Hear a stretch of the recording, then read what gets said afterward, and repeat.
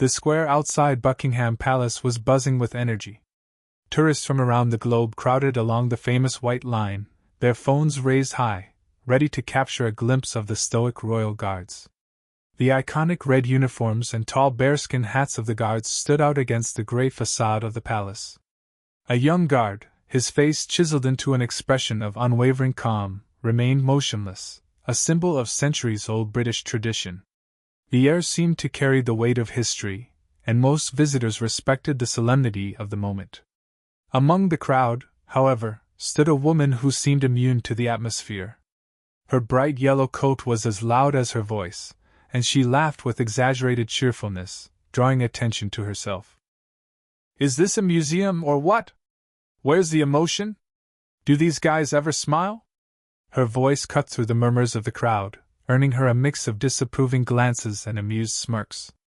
She strutted closer to the White Line, her confident gait signaling she had no intention of blending in with the respectful onlookers. "Hey, buddy, are you alive?" she called out, directing her words at the young guard. "Show some emotion for the photo." A few heads turned her way. Whispers rippled through the group. Some scoffed, shaking their heads, while others discreetly aimed their cameras at her, sensing that something dramatic was brewing. The guard, however, remained perfectly still. His gaze was fixed straight ahead, his posture rigid. He was the epitome of discipline, unfazed by the woman's antics. The woman's confidence grew as she basked in the attention.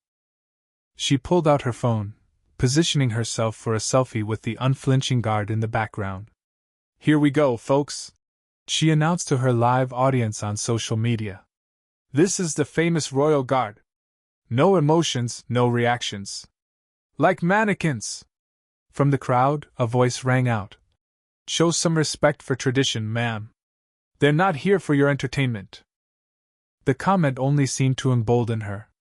She turned to face her audience, throwing up her hands in mock exasperation. "Tradition? Oh, please. We're tourists. We're the ones paying for this show, aren't we?" She laughed loudly, her voice echoing off the stone walls. Still, the guard did not move. His stillness was almost eerie, as though he had become part of the statue-like grandeur of the palace itself. But there was a subtle shift in the air. His composure, though unchanged, seemed to convey an invisible boundary that dared her to go no further. Unperturbed, the woman stepped closer, her heels clicking against the pavement as she crossed the White Line. Gasps rippled through the crowd. "Ma'am, step back." "That's not allowed," someone called out. A man nearby tried to intervene, his voice filled with urgency. "Do you realize you're not allowed to cross that line? It's a violation." She waved him off with a flick of her hand. "Oh, please. What's he going to do? Look, he doesn't even move." With a smug grin, she approached the guard, her phone still recording. The crowd's murmurs grew louder, a mix of outrage and anticipation. The tension was palpable. She extended her hand and touched the guard's uniform. Her fingers brushed over the fabric, as if inspecting its quality. Not bad," she drawled. "Custom made? Or is this part of the tradition, too?" The crowd's disapproval was now vocal. "Hands off! That's disrespectful!" someone yelled. But the woman's laughter only grew louder. She was reveling in the spotlight, her confidence swelling with each passing second. The guard, however, remained motionless, his face a mask of unyielding professionalism. Yet, for those paying close attention, his gaze had subtly sharpened, carrying a silent warning that her game had gone too far. "So, are you even alive?" she exclaimed, raising her voice. Then, with a mocking smile, she patted him on the shoulder. "If you don't react, you're just a doll." The collective gasp from the crowd was almost deafening. Phones were raised higher, capturing every moment. Some whispered in shock, while others openly voiced their outrage. "This is too much. Leave him alone," a woman's voice pleaded. But the woman was beyond reason. Fueled by the attention, she decided to push the boundaries further. Her hand rose, and in one swift motion, she delivered a light slap to the guard's face. The sound, though soft, reverberated like a crack of thunder in the charged atmosphere. The crowd froze, a stunned silence settling over the scene. The guard, a paragon of honor and discipline, remained rooted to his spot. But something in his expression shifted ever so slightly. It wasn't anger or even surprise. It was a quiet, resolute strength that seemed to transcend words. The woman, oblivious to the gravity of her actions, stood smugly, her hands on her hips. The crowd's judgmental stares intensified. A murmur spread through the group, growing louder with each second. They all knew something was about to happen. The crowd's collective gasp hung in the air as if time had stopped. All eyes were fixed on the young royal guard. The tension in the square was almost unbearable. The woman in the yellow coat stood smugly before him, her self-assured grin suggesting she still believed herself untouchable. For a moment, the only sounds were the distant hum of traffic and the rustle of the wind. Then, as if breaking a spell, the guard's boots shifted slightly. It was a movement so small it might have gone unnoticed, but for the heightened attention of the onlookers. "Oh, he moved!" someone in the crowd whispered. The guard's expression remained stoic, yet his gaze locked onto the woman with a precision that made her grin falter. Slowly, deliberately, he took a measured step forward, breaking the sacred stillness he had so meticulously maintained. The air around him seemed to hum with authority and restraint. His voice, when it came, was loud and commanding, cutting through the charged atmosphere like a blade. "Ma'am, you have crossed the boundary. Step back immediately." The woman's confidence wavered for a split second. She opened her mouth to respond but found herself at a loss for words. The crowd, sensing the shift in power, erupted into murmurs. Phones were raised higher, capturing every detail of this unexpected confrontation. "Oh, come on," she finally said, attempting to regain control of the situation. She forced a laugh, though it lacked the bravado of before. "I was just joking. Can't you take a joke?" Her tone was defensive, almost petulant. The guard did not reply. He remained still as stone, his posture a testament to centuries of discipline and tradition. His silence was more powerful than any retort. It wasn't just an absence of words, it was a statement of unyielding dignity. The woman's bravado faltered further as the crowd's murmurs grew louder. "That was too much," a man's voice called out. "Show some respect," another added. "This isn't a game. He's doing his job." Still, she refused to back down entirely. With an exaggerated roll of her eyes, she stepped back to the white line, arms crossed defensively.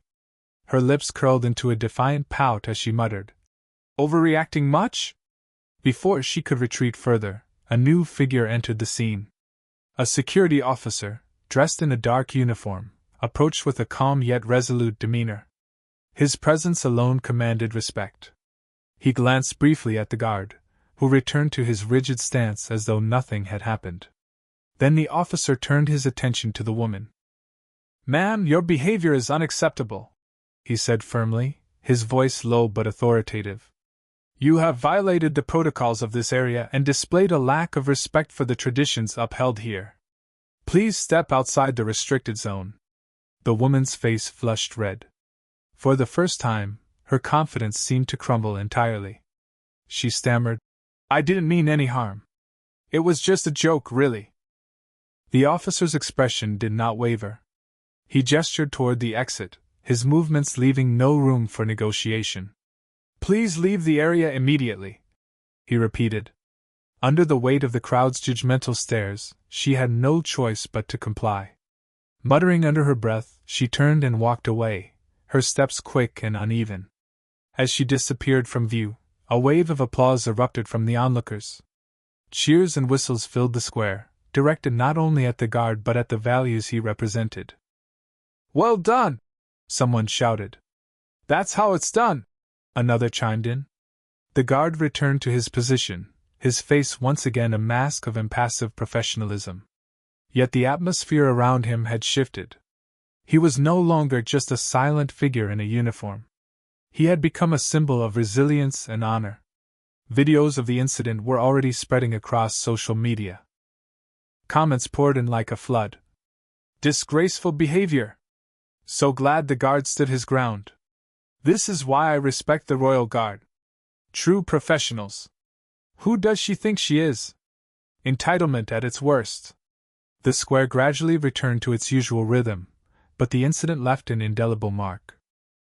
Tourists whispered among themselves, their glances toward the guards now tinged with a newfound respect. For the young guard, it was just another day in service. But for those who witnessed the scene, it was a moment that would not be forgotten. The applause faded, leaving an air of solemn reverence around the square. The crowd's attention lingered on the young guard, who had returned to his unyielding stance. Yet, despite his outward stillness, the moment had transformed him into a living emblem of resilience and honor.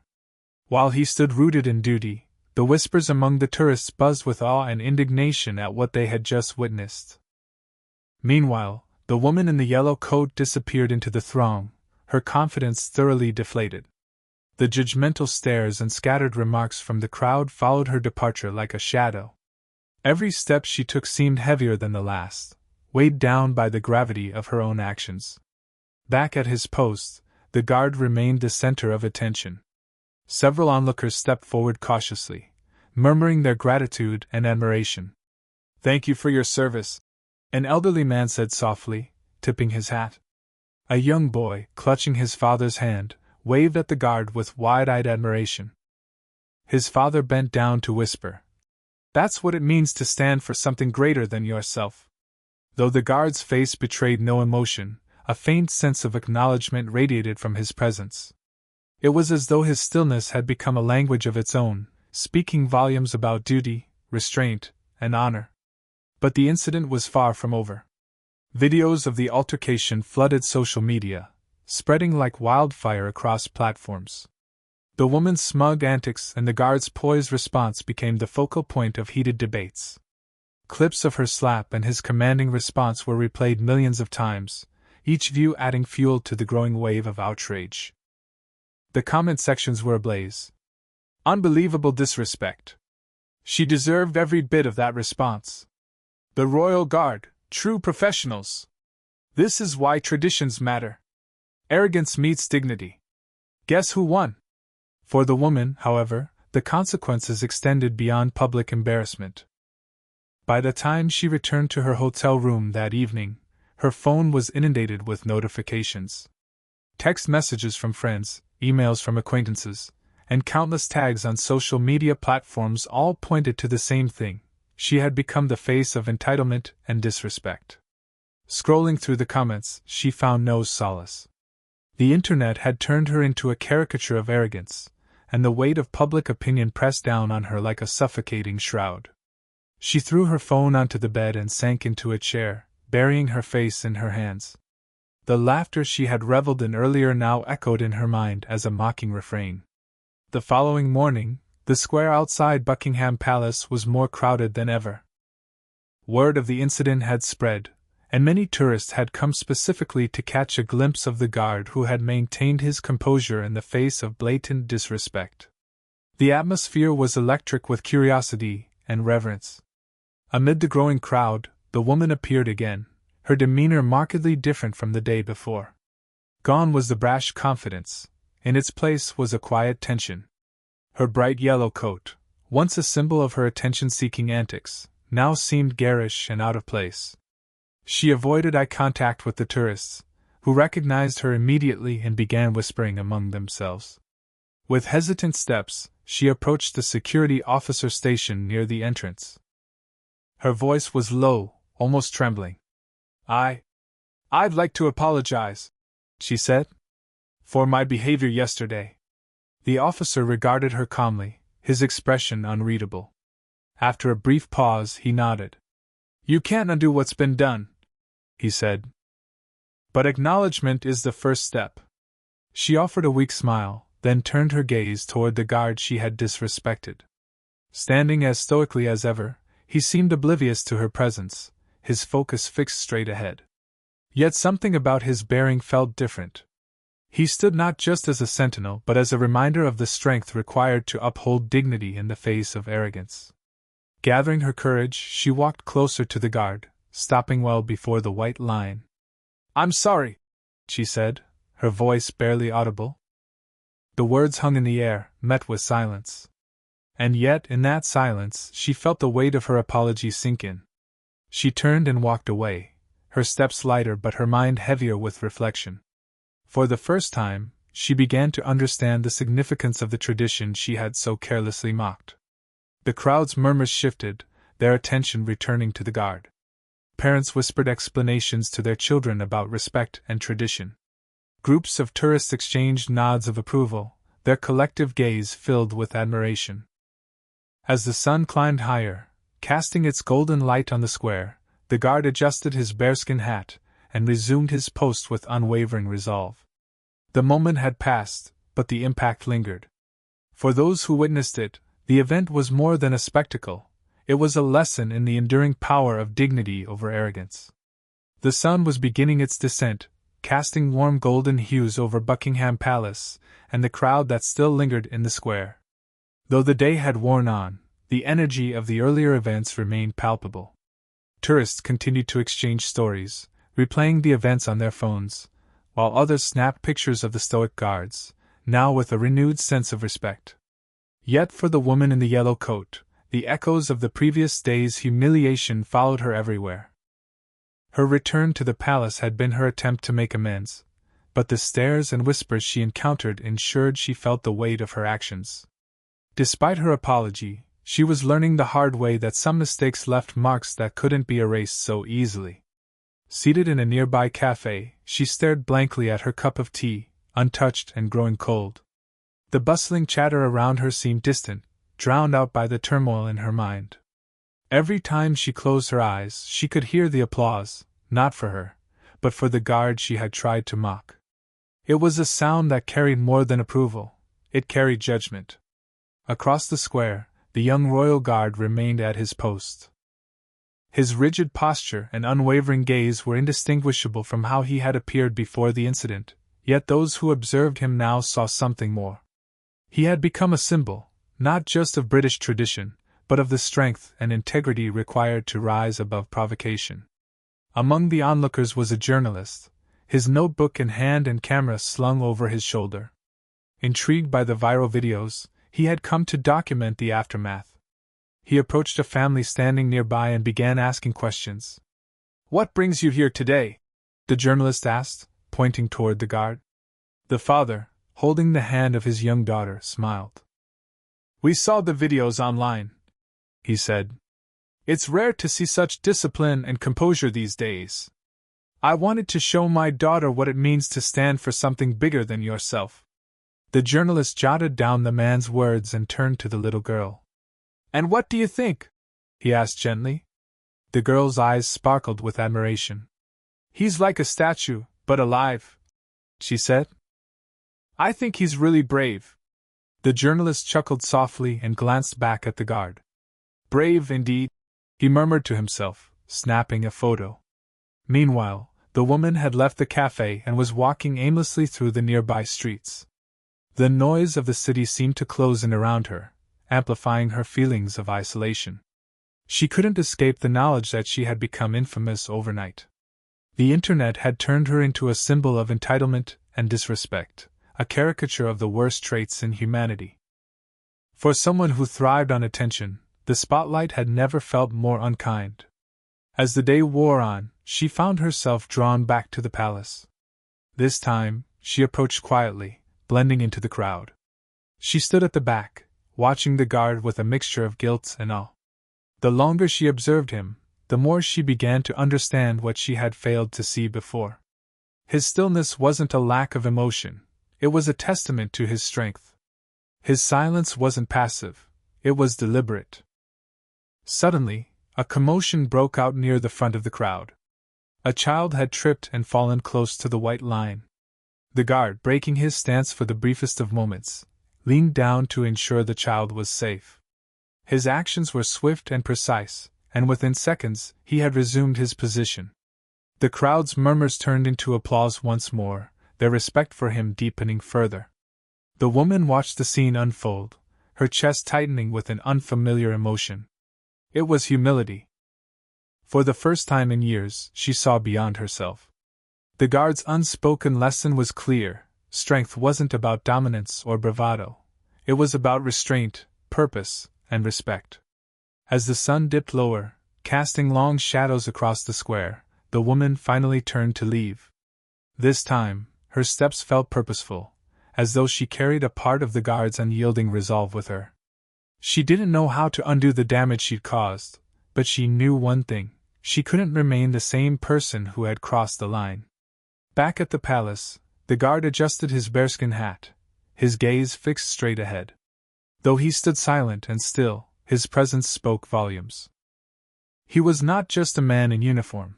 He was a guardian of tradition, a symbol of dignity that could not be tarnished. And for those who watched him, he was a reminder of what it meant to hold one's ground with honor. As the crowd began to disperse, a father leaned down to his son and said, "Remember this moment. Sometimes the strongest response is silence." The guard remained at his post, the evening shadows growing longer around him. Though the day had been eventful, he stood as he always had, unshaken and resolute. And for everyone who left the square that day, the image of the guard stayed with them, a quiet yet powerful testament to the enduring strength of discipline. The events at Buckingham Palace continued to echo far beyond the square. Social media platforms were ablaze with discussions, debates, and reflections. The video of the young guard maintaining his composure while being disrespected had gone viral, but it wasn't just a fleeting moment of entertainment. It had become a symbol, a story that resonated with people around the world.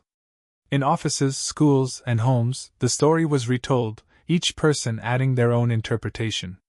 "This is what it means to have true self-control," someone commented online. "The world needs more of this kind of quiet strength." Another added, "It's not just about tradition, it's about showing respect for things bigger than ourselves."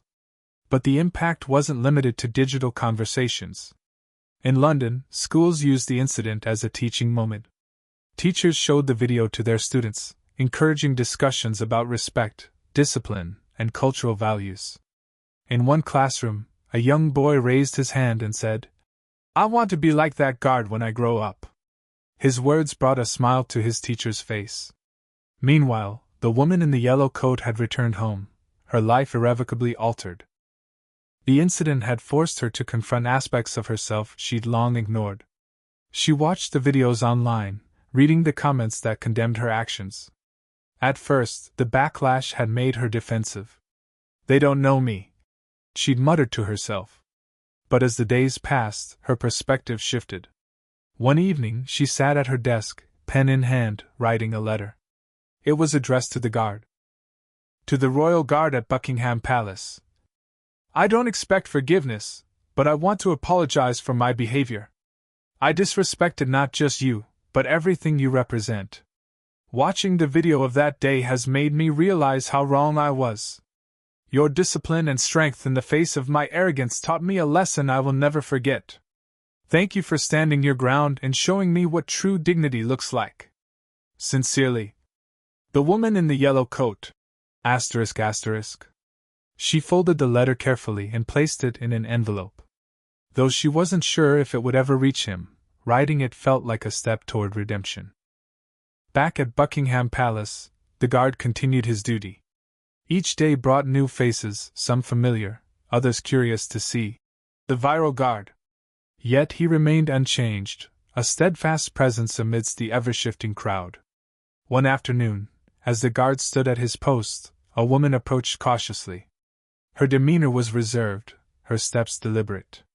She stopped just before the white line, holding a small envelope in her hands. A security officer intercepted her, and she handed the letter over without saying a word. The officer nodded and promised it would be delivered. The guard's expression didn't change, but there was something almost imperceptible in the way he stood. Those who watched closely might have thought he looked even more resolute, as if carrying not just his duty but the weight of a message he hadn't yet read. As the day turned to evening, and the square emptied, the guard finally stepped down from his post. In the quiet of the barracks, he opened the envelope and read the letter. For a moment he sat still, the words sinking in. He didn't smile, nor did he frown, but his eyes softened slightly, as if acknowledging the sincerity of the message.